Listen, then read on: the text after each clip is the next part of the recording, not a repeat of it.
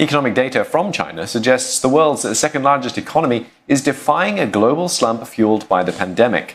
But in Hubei, the province worst hit by the coronavirus, sentiments on the ground are not as optimistic. Lynette Lim reports.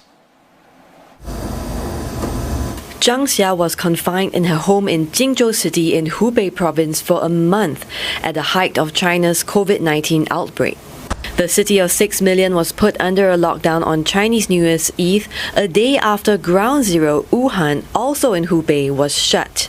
我们差不多是从2月份开始一直待在家里，就我和我妈妈当时就被关在了这个家里，然后我的爸爸在另外一个家里，然后从那天开始就是都彼此不能够串门，都是待在家里面，然后也没有下楼，差不多在家里关了1个月，整整1个月也没有下楼。 8 months on, life has more or less returned to normal for the English teacher of a private tuition center. Ms. Zhang belongs to China's so-called post-80s generation who have not lived through food rationing or other hardships like their parents did. She says the experience from the pandemic taught her to treasure her loved ones more and even caused a change to her previously carefree lifestyle. 经济这一块还是或多或少会有影响，现在各自都比较谨慎。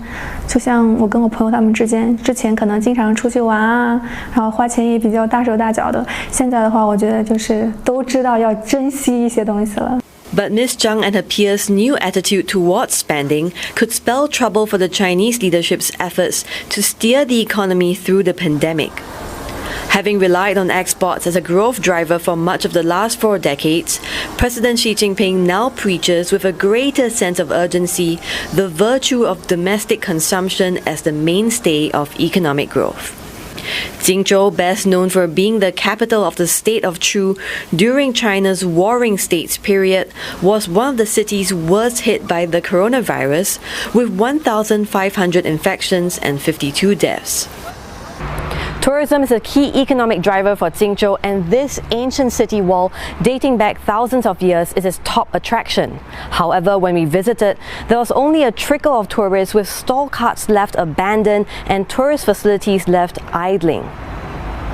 While China remains shut to much of the outside world due to the pandemic, people are free to travel within the country.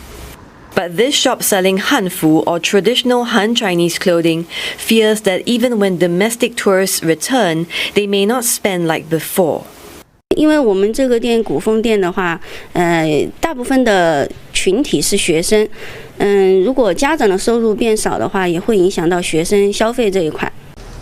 This convenience store says business has dropped by as much as 40% from before the pandemic.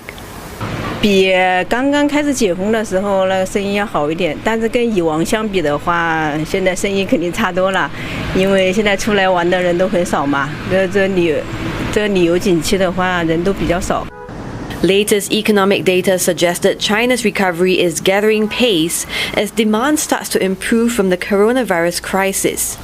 Yet here in Jingzhou, the signs of an economy in trouble are hard to miss.